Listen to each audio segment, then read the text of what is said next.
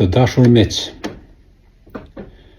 kushdo që mendon që duhet patjetër vetëm ai apo ajo të jetë në krye të shtetit, mendoj që ka brenda tij apo saj elemente të diktatorit. Madje askush nuk ka më shumë se ai, pos ai që mendon sa ai apo më shumë se ai. Kushdo që mendon që është i pazavendësueshëm apo është i zavendësueshëm, por të tjerë që vinë pas tij apo saj janë me të dobët, edhe ai apo ajo ka gabim. Sikur që kam pas unë gabim kur kam punu në institucione më herët, duke mendu që nuk mund me zavendësoj askush, a realisht kish pas sa dush. Kur e mësova tash u tregoj edhe të tjerëve që mos mendojnë ashtu. Nëse dikush mendon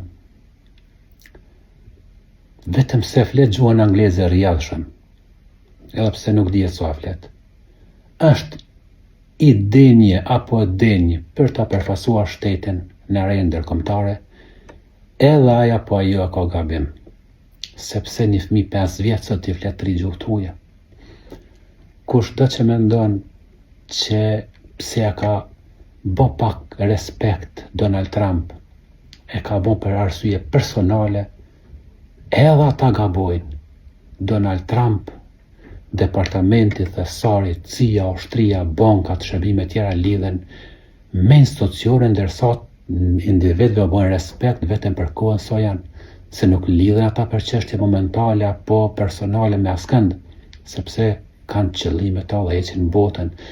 Planet e tyre janë strategjike se paku 50 vite më herët. Andaj ky perceptim është i gabun, kinse vetëm filania apo filania mund ta shpëtoj Kosovën sepse qenë ka taku me Donald Trump. Do të ishte marrë shumë diçka e shkëlqyer sikur të kishte arrit Donald Trumpin me sjell në Kosovë, me pa për sa afër Donald Trump popullin e lashtë dhe shtetin e ri si po funksionon, me çka përballet.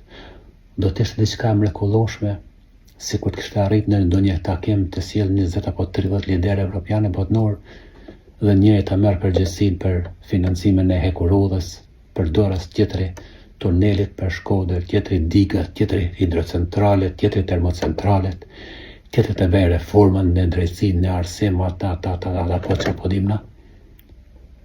Mirë, por nuk ka ndodhur asnjëherë. Nëse mendon që ka bën punë të mrekullueshme, pse nuk ka pas skandale? Ajo është minimumi.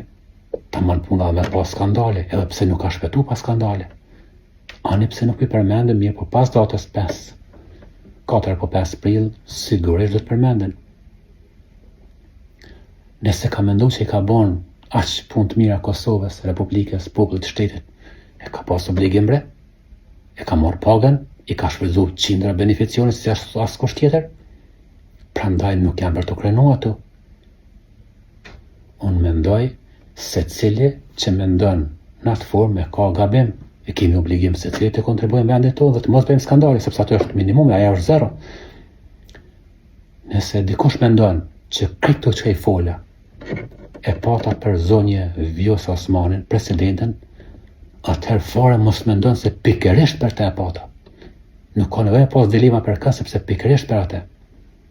Nëse zonja Osmani me shumë respektin për të, si grua, si nane dikuj, si bie dikuj, si motre dikuj, si kolege dikuj, mendon që është aqë zonja, le të formon subjektin e saj, listën e saj, le del të matet vetë në popull dhe e shes shumë më mirë, më drejt, më reale, se cila ishte vlera dhe vlerësimi nga sovrani. Prandaj mos krijojmë as miq e as armiq fiktiv të paramendun,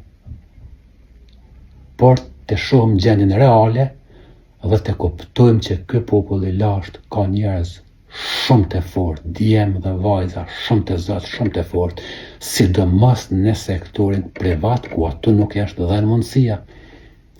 Dhe po tipet mundësia, sigurisht që do të tregojnë veten. Në ndihmoft Zoti i Madh gjithëve, e lo zonjën presidente me shumë respekt dhe dinjitet të sillet me secilin nga ne, të mos tregohet idhnake, të mos tregohet hakmarrëse, të mos tregohet karrieriste, por t'i kuptoj gjërat në formë reale dhe të jetë mirënjohës për të gjithë ata që kanë mbështet, së pari me ardhur deri në pikën ku është ardhur, pastaj me qëndru në atë pikë tani 5 vite, e le të lënë një mundësi që edhe të ardhmen të jetë një figurë në nivel qendror, mirë po me një kujdes dhe të ketë këshilltar shumë më real, jo vetëm ata që ja bojnë qefin dhe duar të rëkasin, mirë po edhe ata të cilët jo çdo herë flasin sipas dëshirave të saj. Qofshit të nderuar miq, kudo që jeni, qoftë të nderuar Republika jon, e cila dua të shkëlqej më tepër se çdo republikë tjetër. Faleminderit.